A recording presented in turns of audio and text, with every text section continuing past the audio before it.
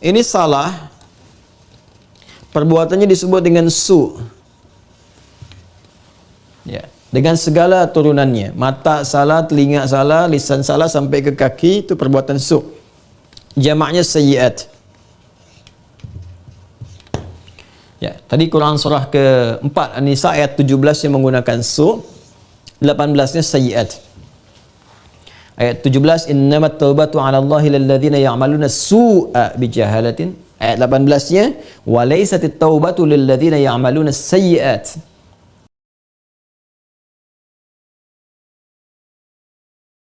Kaum, hai orang-orang beriman, jangan saling mencela. Quran surah 49 ayat 11, ya. Dia mencela, dia bermaksiat. Semua jenis maksiat nih, baik terkait hubungan dengan Allah ibadah atau terkait dengan interaksi sosial dalam kemanusiaan, muamalah, itu cara mengobatinya untuk kembali pada jalur yang benar. Cara pertama adalah dengan bertobat. Quran surah keempat An-Nisa ayat 17. Quran surah keempat An-Nisa ayat 17. Innamat taubatu 'ala Allahi lilladzina ya'maluna as-su'a bijahalatin thumma yatubuna min qarib. Sungguh taubat yang diterima oleh Allah itu subhanahu wa ta'ala, taubat yang diterima oleh Allah itu subhanahu wa ta'ala adalah taubat dari perbuatan buruk, su. Ya, perbuatan buruk, su itu perbuatan yang menyalahi ketentuan Allah. Ya, diminta memandang yang baik, dia pandang yang tak baik. Diminta solat, dia tak solat. Itu perbuatan buruk. Dan sumbernya dari nafsu yang digoda oleh setan. Jadi perbuatan su itu sumbernya dari nafsu yang diprovokasi oleh setan, digoda oleh setan, dikuasai oleh setan. Itu ada di Quran surah ke-12 Yusuf ayat 53. Wa ma ubarri'un nafsi innan nafsa la'ammaratun bis-su illa ma rahima rabbi. Kita tak mampu menganggap diri kita suci karena ada nafsu yang masih diprovokasi, digoda oleh setan. Orang yang mengikuti godaan-godaan setan itu, was-was setan itu, maka nanti jiwanya akan mengikuti perintah setan, mengajak pada keburukan. Itu yang disebut dengan ammarah bisu namanya.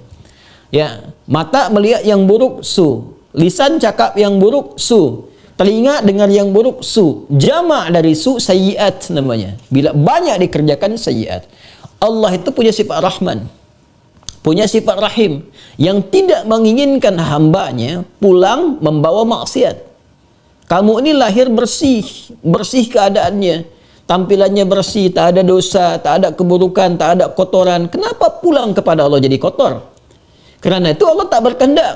Allah tidak berkehendak bila ada hamba satu pun pulang kepada Allah dalam keadaan maksiat, dalam keadaan kotor. Maka sepanjang dia hidup diberikan kesempatan untuk taubat.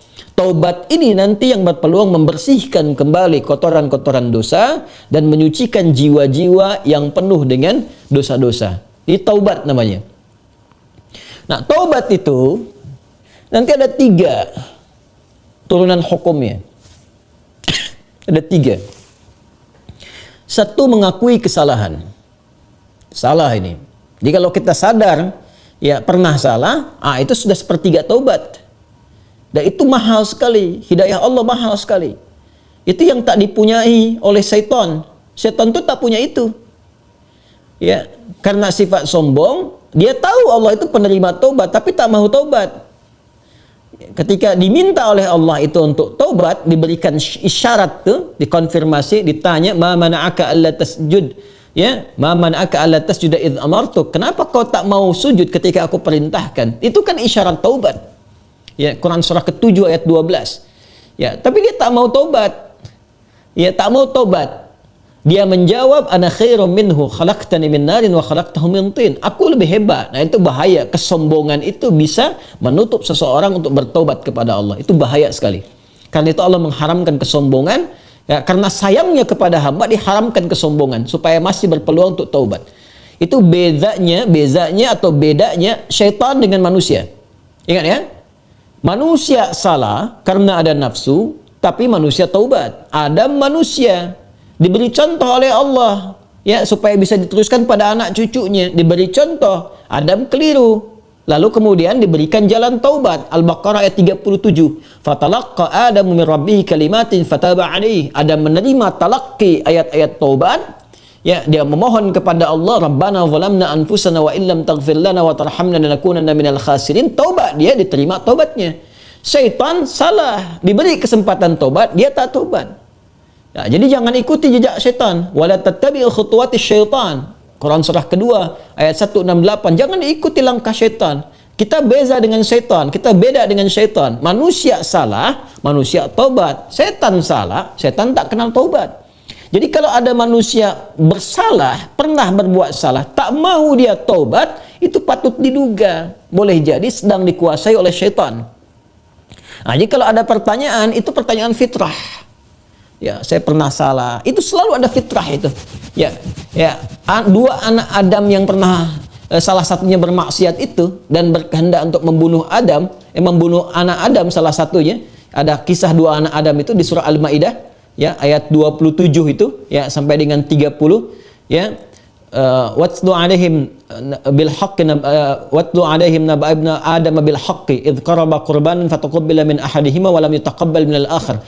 Muhammad SAW kisahkan, bacakan kepada umatmu, ya, tentang kisah dua anak Adam yang diperintahkan untuk berkorban. Yang satu berkorban baik, yang satu tidak. Ya, maka yang satu diterima, yang satu tidak. Maka yang kecewa ini dia merasa cemburu, ingin membunuh. Nah, ketika akan membunuh ini fatawat nafsu lahu nafsuhu. Fatawat tawa itu artinya naik turun. Ya, jadi enggak ya, lakukan tidak ya. Nah, itu di fitrah kita itu selalu ada bagian fitrah yang mencegah berbuat maksiat. Ada yang sifatnya mencegah dari awal, ada yang sifatnya menyesali. Ya, menyesali itu sambil mencela. Kenapa tadi saya harus marah nih sama anak nih? Kenapa tadi saya harus mencela dia? Kenapa tadi harus saya cemberut? Kenapa tadi saya harus berkata yang kasar? Padahal saya bisa berkata yang lembut. Nah, itu ada penyesalan yang kedua sambil mencela diri. Nah, bagian yang kedua ini setelah tak mampu mencegah, dia menyesali, disebut lawam namanya. Sifatnya lawamah. Ya, makanya ada yang dikenal dengan nafsul lawamah. Diri, jiwa yang mencela. Kenapa melakukan itu? Nanti puncaknya terjadi di akhirat, saat kembali, saat hari kiamat. Ya, banyak orang menyesal, kenapa dulu tak begini? Kenapa dulu harus begitu? Nah, itu ada di surah Al-Qiyamah, surah ke-75, ayat yang kedua. La uqsimu biyaumil qiyamah, wa la uqsimu bin nafsil lawwamah. Ya, aku bersumpah, kata Allah, ya, ada di jiwa-jiwa itu sebetulnya yang menyesali perbuatan buruk itu kenapa terjadi. Nah, taubat itu, karena harus membuktikan kesungguhan untuk berubah, itu harus menyentuh kepada jiwa yang terdalam tadi. Karena itu harus ada unsur pengakuan. Yang kedua, unsur penyesalan. Unsur pengakuan itu secara fitrah akan muncul dengan sendirinya. Karena itu kalau keluar dia di pernyataan, itu Masya Allah, itu sudah hidayah Allah yang sudah masuk ke dalam jiwa. Jangan tinggalkan. Cepat ambil. Ya, siapapun pelaku maksiat akan ada bersitan, sekelebat dalam jiwanya itu berpikir, apa aku harus selalu begini gitu. Ya, mungkinkah aku berubah? Nah, kalau ada hal semacam itu sudah hidayah. Ya, kalau ada orang banyak berbuat maksiat pun kita sekelilingnya itu kita mendoakan, malam-malam kita sujud minta pada Allah supaya diberikan hidayah. Jangan-jangan dia itu ditempatkan jadi tetangga kerabat kita, berkehidupan dengan kita, supaya memang kita bisa mendoakan dia. Ya, bukan mengutukinya, mencelaknya, tidak. Mungkin supaya dengan adanya kita ini dia bisa melihat jadi wasilah hidayah dari Allah Subhanahu wa taala. Jadi pertanyaan semacam ini itu sudah sepertiga bagian dari karunia Allah. Selanjutnya apa? Sesali. Sesali itu. Jadi mengakui. Nah, ini sudah disampaikan. Kedua, menyesali. Menyesali itu sudah bagian perwujudan, ya, supaya kita bisa mengendalikan nafsul lawamah tadi, supaya tidak dibawa ke akhirat. Ya, jadi dengan menyesal itu nanti digugurkan oleh Allah hal-hal terkaitnya sehingga lapang hati kita. Ciri orang taubat itu, ya, kalau dia sudah bertobat mendekat kepada Allah, yang pertama diberikan oleh Allah kelapangan hatinya, ada ketenangan. Ya, yang tidak bisa dirasakan ya dengan bandingan-bandingan materi. Tidak sama dengan ketika diberi materi dunia. Dikasih uang, ya, senang, bahagia, lapang. Dikasih kereta, bahasa Malaysia kereta, mobil, ya, atau fasilitas lain, senang, lapang. Taubat itu punya ciri sendiri, tak sama dengan kebahagiaan itu. Ya, dia ada menghunjam ke kedalaman hati itu, ada ketenangan, ya ada kelapangan. Jadi begitu kita sujud, ya kan? Kemudian kita minta ampun, mengakui, menyesali, air mata keluar, getaran itu yang menggerakkan jiwa. Nah, itu sudah menyentuh kepada hati. Ya. Jadi ulama dahulu mengajarkan taubat itu sampai hatinya tersentuh. Ya, bukan taubat yang di lisan saja, saya taubat ya Allah, taubat ya Allah. Ya, taubat tuh mesti mampu melapangkan hati, jiwanya mesti tersentuh. Keadaan hati yang lapang, yang tersentuh sehingga menjadikan cawan hatinya terbuka, siap menerima perubahan, itu disebut nasuha namanya. Nasuha. Ya, karena itu pernah dengar nasihat. Saya mau minta nasihat dari ustaz. Nasihat itu dari kata nasoha. Sesuatu yang melapangkan. Karena kalau kita dengar nasihat, hati kita lebih lapang. Anda punya masalah, konsultasi, diberikan jawaban, hati lapang. Itu nasihat namanya. Ya, seakar dengan kata nasoha. Nasoha yansohu. Sifat keadaannya disebut nasuha. Karena itu kita mendengar ada ungkapan, istilah, bahkan diambil dari ayat-ayat yang sampai kepada kita, taubat nasuha. Ya kan? Taubat apa? Nasuha, taubat yang mampu melapangkan hati. Caranya bagaimana? Mengakui, menyesali. Penyesalan itu harus langsung bisa menyentuh kepada jiwa. Ya, karena itu ada ulama mengajarkan istighfar sekian kali supaya jiwanya tersentuh, bangun di malam hari, ya kan? Yang ketiga, di bagian terakhir, membuktikan perubahan dari hasil taubat itu.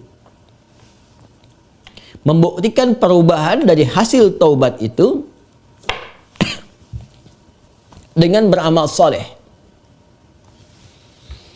Dengan beramal saleh. Jadi kalau saya bisa ilustrasikan seperti ini. Bismillah. Ini salah. Perbuatannya disebut dengan su. Ya. Dengan segala turunannya, mata salah, telinga salah, lisan salah sampai ke kaki, itu perbuatan su. Jamaknya sayyiat. Ya, tadi Quran surah ke-4 An-Nisa ayat 17 yang menggunakan su, 18-nya sayyiat. Ayat 17, innamat taubatu 'ala Allahi lilladzina ya'maluna su'a bijahalatin. Ayat 18-nya, wa laysatit taubatu lilladzina ya'maluna sayyiat. Ya, dan seterusnya ayat. Ini yang jelek, saya silang. Lawan dari ini namanya salih. Jamaknya salihat. Wal 'asr innal insana lafi khusr illa alladhina amanu wa 'amilus salihat. Ya.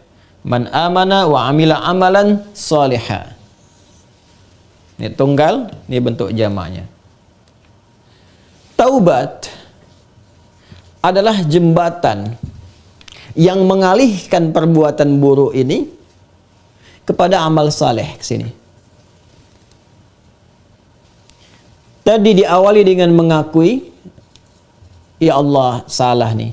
Nah, biasanya Allah bantu dengan hidayah, ada pengakuan itu. Ya. Ada pengakuan dalam diri kita, mengakui kita berdosa, mengakui kita keliru, kan? Diberi jalan oleh Allah, diberikan sentuhan. Nah, ini anugerah yang pertama nih. Karena itu kalau ada diberikan ini, tadi saya katakan itu sepertiga dari anugerah. Sambut dengan penyesalan, menyesali.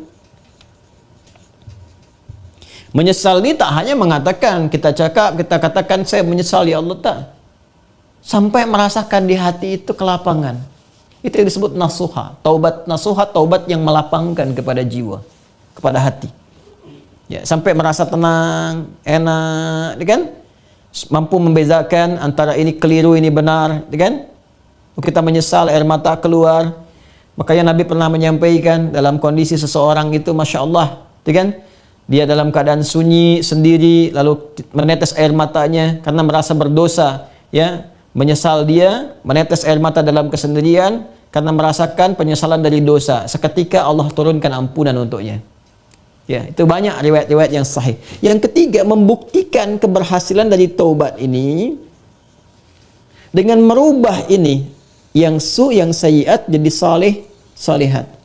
Mengganti perbuatan buruk yang salah itu dengan amal yang saleh. Apa kaitan dengan pertanyaan tadi dari saudari kita yang dari Australia tadi? Ya, kaitannya adalah ini bentuknya seperti apa? Apakah harus sama dengan jenis kesalahan yang dilakukan atau berbeda? Yang penting amal soleh saja. Karena ayat-ayat Quran yang mengiringi ini sifatnya memberikan kata umum. Ya, faman taba wa aslaha. Siapa yang tobat wa aslaha. Kemudian dia memperbaiki diri. Aslaha itu kan berubah menjadi soleh. Aslaha yuslihu. Aslaha. Tuh, banyak ayat di Al-Quran tuh. Man taba wa aslaha. Taba wa aslaha. Dia tobat lalu dia buktikan ingin berubah jadi soleh. Memperbaiki diri. Ya, karena katanya masih umum sifatnya, karena itu terbuka untuk bisa mengerjakan berbagai hal. Yang penting ada pembuktian. Jadi yang dituntut dari taubat itu sifatnya pembuktian saya berubah. Ya, pembuktian saya berubah. Itu intinya. Ya, jadi ketika sampai di level kedua ini pun ampunan turun. Tapi untuk membuktikan bahwa kita sudah meraih ampunan itu, kita buktikan dengan merubah diri. Berubah dari sini, bertransformasi, berpindah ke sini. Bagaimana caranya? Buktikan. Disinilah kemudian para ulama membimbing kita. Ya, ada pendapat misalnya yang mengatakan kalau jenis yang ditinggalkan perbuatan sayyiatnya atau maksiatnya, ya terkait dengan ibadah kepada Allah, pernah meninggalkan salat, kan? Maka bagaimana cara memperbaikinya? Ganti, perbaiki salat ini. Ya.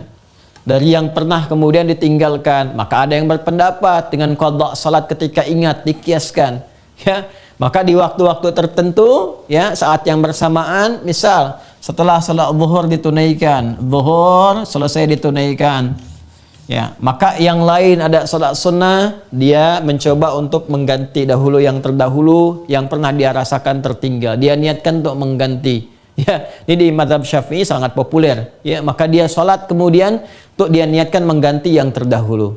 Begitu masuk kemudian waktu maghrib, ba'da maghrib orang sholat sunnah, dia mencoba mengganti yang terdahulu lagi. Ini satu pendapat di antara sekian ragam.